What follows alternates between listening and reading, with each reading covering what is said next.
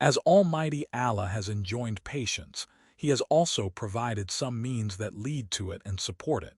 Whenever Allah ordains something, He grants the necessary help and appoints the way to maintain it.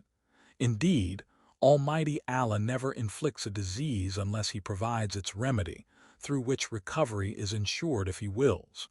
Though difficult for the soul, patience is possible to attain and worthy to strive for. Patience has two aspects, theory and practice. In these, cures of the heart and the body are found.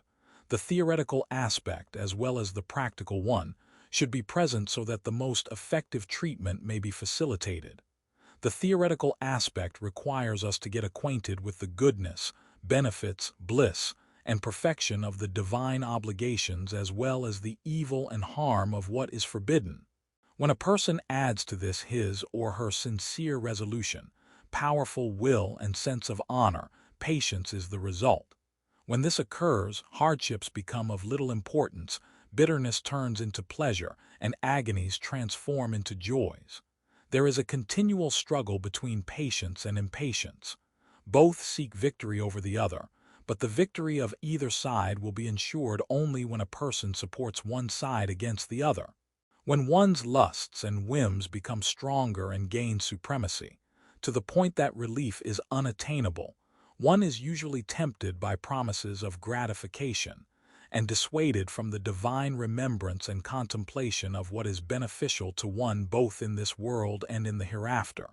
However, if a person is resolved to resist and seek treatment for such a spiritual infection, he or she can achieve that by observing.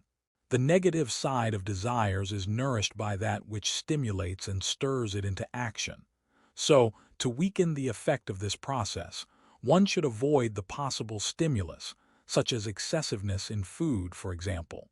Fasting helps control one's desires, especially if the fast is broken with a modest meal.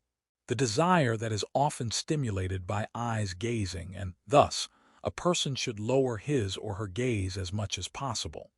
The motivation of one's will and desire, with which the heart may be moved, is stirred by gazing. Indeed, such gaze is a poisoned arrow of Satan. Satan sends its arrows against an unarmored heart. Armor here connotes either lowering one's eyes or diverting them. Such an arrow is thrown from the bow of physical forms. If one keeps away from it, it misses its target. Otherwise, the heart would be smitten. The pleasure should be sought in what is permissible. Man's natural instincts can be satisfied with what Almighty Allah has permitted.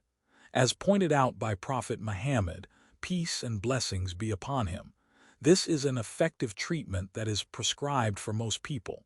The harms of wrongdoing in this world should be considered.